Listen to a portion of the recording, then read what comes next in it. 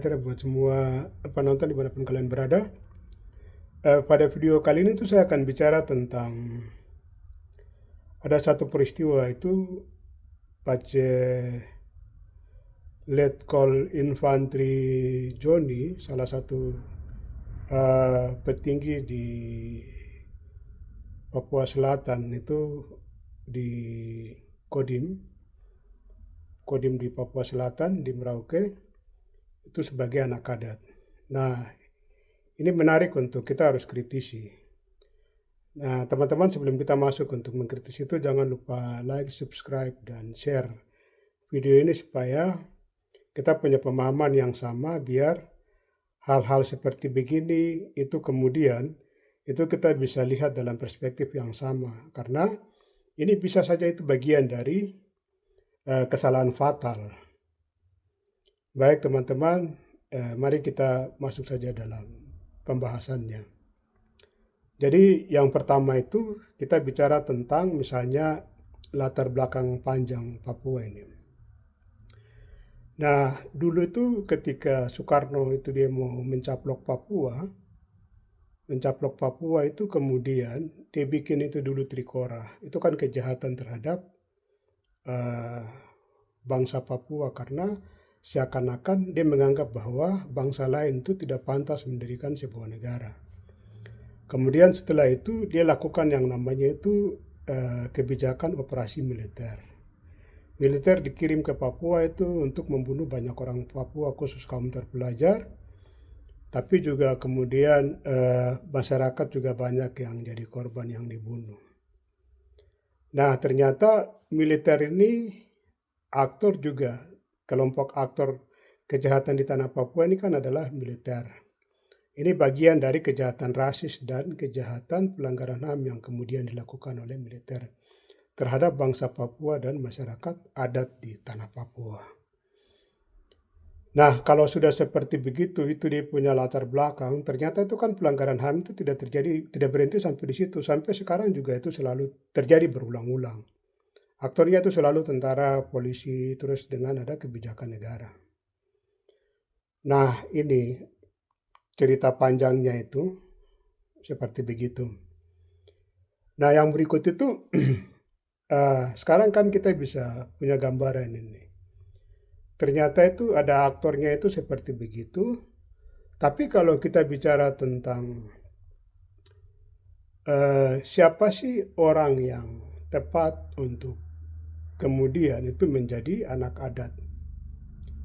Itu tentu kita harus rumuskan itu misalnya dia punya kriteria-kriteria begitu. Dan biasanya itu kriteria dalam perspektif masyarakat adat itu sangat ketat sekali. Misalnya kita bisa lihat dari latar belakang atau track record dari orang tersebut. Kemudian yang kedua itu baju dan warna apa orang itu. Terus yang ketiga itu misalnya apa motif dia misalnya. Nah ini kan semua kita bisa simpulkan sama-sama. Misalnya kalau dari segi dia sebagai tentara.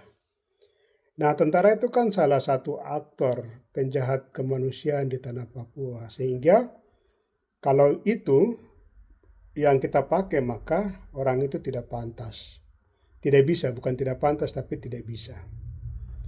Yang berikut itu apakah orang itu misalnya itu selalu bicara tentang atau berjuang bersama orang Papua, hidup menderita bersama orang Papua atau merasa bagian dari orang Papua, merasakan penderitaan orang Papua dan selalu berjuang bersama-sama untuk keselamatan bangsa Papua, keselamatan masyarakat adat atau tidak. Itu juga penting sekali. Nah, itu dulu. Kalau motif ini kan kita bisa nanti kemudian dalami apakah itu ada motif politik atau apa. Tapi bahwa ternyata kalau kita lihat seseorang itu kalau sudah basicnya itu adalah tentara, itu sangat susah dia kemudian itu mau melawan kolonialisme Indonesia di tanah Papua. Dia tidak mungkin akan melawan semua kebijakan Jakarta itu yang turut merusak masyarakat adat di tanah Papua. Nah, misalnya kan belakangan ini itu Pak Prabowo punya kebijakan mengirim tentara banyak-banyak di Papua Selatan untuk mengawal kejahatan kemanusiaan terhadap perampasan tanah adat milik masyarakat adat. Ini kan sebenarnya ini kan kejahatan serius karena itu ancaman genosida ada di situ. Kalau kita mau dalami. Nah, apakah misalnya orang-orang seperti yang diberikan gelar itu bersama masyarakat melawan kebijakan Prabowo misalnya? Apakah misalnya mereka itu selalu hidup bersama masyarakat adat untuk melawan segala macam kejahatan pelanggaran HAM yang dilakukan oleh tentara atau polisi misalnya, atau kebijakan negara misalnya? Oh, kalau ternyata itu tidak, berarti itu juga kemudian tidak terpenuhi. Sehingga penggelaran itu tidak pantas. Nah, ini kan rentetan panjang ini. Rentetan panjang. Atau misalnya melawan kebijakan pendudukan. Apakah orang-orang ini misalnya bersama masyarakat adat itu selalu melawan pendudukan atau tidak? Atau misalnya mereka ini selalu berjuang tentang hak asasi manusia masyarakat adat atau bangsa Papua atau tidak? Atau mereka selalu berjuang tentang keselamatan lingkungan, tanah adat dan segala macam atau tidak? Nah, kalau semua itu tidak terpenuhi, maka pemberian gelar sebagai anak adat itu kemudian tidak pantas atau tidak bisa dilakukan. Bukan tidak pantas, tapi tidak bisa dilakukan. Terus yang itu rentetan panjang. Terus yang berikut itu teman-teman kita bisa lihat. Kalau kita mau menyebut misalnya satu contoh saja. Siapa sih sebenarnya yang pantas disebut sebagai orang Papua atau anak adat? Kalau kita lihat-lihat itu kan salah satunya itu adalah Veronica Koman. Veronica Koman itu layak disebut sebagai orang Papua atau anak adat Papua. Kenapa dia layak disebut sebagai orang Papua atau anak adat Papua? Karena dia mengorbankan dirinya selalu bersuara kebenaran, keadilan hanya untuk bagaimana bangsa Papua ini bisa selamat di tanah Papua, bisa keluar dari kolonialisme atau bisa selamat dari kejahatan negara. Sampai dengan kemudian dia ini harus dikejar-kejar, sampai dia harus tidak nyaman dalam kehidupan dia karena kejahatan negara yang ingin mencari-cari dia dan segala macam, hanya karena dia mengorbankan dirinya, jiwanya, semua itu untuk keselamatan orang Papua. Sehingga penggelaran seperti begitu itu layak diberikan kepada Veronica Koman. Nah, yang berikut itu kita hanya khawatir itu, atau teman-teman kita bisa lihat bahwa di Papua ini kan ada rekayasa sosial yang dibangun oleh negara. Konstruksinya itu memang dibangun oleh negara. Kemudian kehancuran kebudayaan yang dibangun oleh negara. Sehingga masyarakat adat itu kemudian mereka itu terjepit. Nah, mereka terpaksa akan memberikan misalnya pengangkatan-pengangkatan hanya karena keterpaksaan itu karena terbentuk oleh sistem yang menindas. Karena misalnya mereka takut dengan kekuasaan, mereka takut dengan orang yang memakai baju tentara, polisi, atau punya kekuasaan besar, terpaksa mereka memberikan pengangkatan atau pengukuhan misalnya masyarakat adat. Itu sebenarnya itu kalau kalau mau mengukur dia itu misalnya dari perspektif masyarakat adat yang ketat, itu sebenarnya itu tidak layak.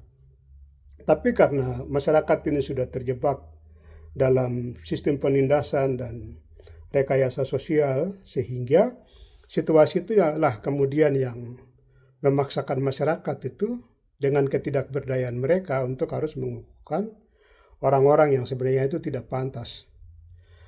Nah, kalau seperti begitu, maka sebenarnya itu orang-orang yang seperti begitu kan mestinya itu kan harus merasa diri bahwa mereka itu tidak pantas dikukuhkan sebagai anak adat. Tapi ketika misalnya mereka juga ikut-ikutan atau misalnya mereka juga terlibat di dalam itu sama saja dengan upaya untuk menghancurkan tatanan kebudayaan bangsa Papua. atau masyarakat adat Papua. Nah, kalau sudah seperti begitu kan berarti niatnya juga kurang bagus. Nah, dari semua itu saya mau bilang bahwa ternyata itu dalam perspektif masyarakat adat itu sangat ketat. Sehingga saya juga bisa simpulkan bahwa pemberian gelar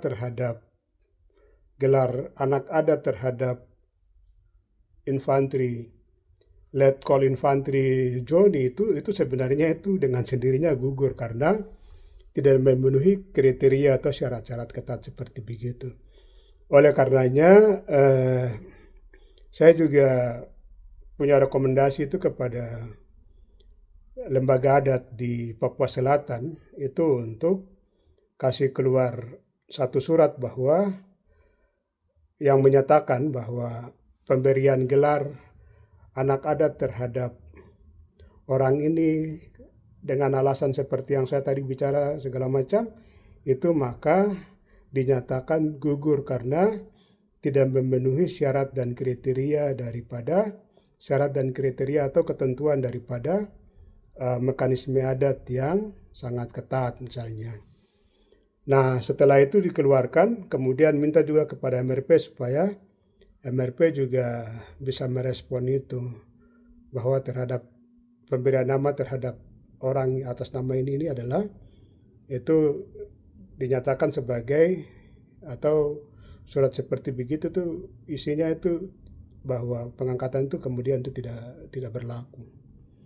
Itulah pentingnya lembaga adat itu kemudian hadir untuk mengkritisi hal-hal yang akan dialami oleh masyarakat di bawah, masyarakat adat, karena masyarakat adat ini bisa saja dari segi situasi yang dilema, terus kemudian mereka karena ketakutan atau apa segala macam, sehingga dengan keterpaksaan mereka akan memberi segala macam. Nah, untuk selanjutnya itu pemberian gelar adat itu harus atas pengetahuan daripada lembaga adat, supaya ukurannya itu kemudian kita sepakati sama-sama dengan ketentuan-ketentuan yang sangat ketat supaya tidak seorang pun atau tidak orang-orang yang tidak jelas itu juga kemudian seenaknya saja itu bisa dikukuhkan sebagai masyarakat adat atau anak adat. Ya, kesimpulan saya itu intinya, bukan kesimpulan tapi intinya yang saya mau bilang bahwa kalau mau jadi masyarakat adat Papua itu berjuang bersama masyarakat adat untuk lawan kejahatan kemanusiaan, lawan kolonialisme, lawan pengurasan sumber daya alam, lawan kejahatan perampasan tanah, lawan juga semua kebijakan-kebijakan yang turut itu mempercepat kehancuran atau kepunahan masyarakat adat, lawan juga kolonialisme. Demikian dari saya, mari kita terus bersuara, kiranya Tuhan berkati kita semua. Salam sehat.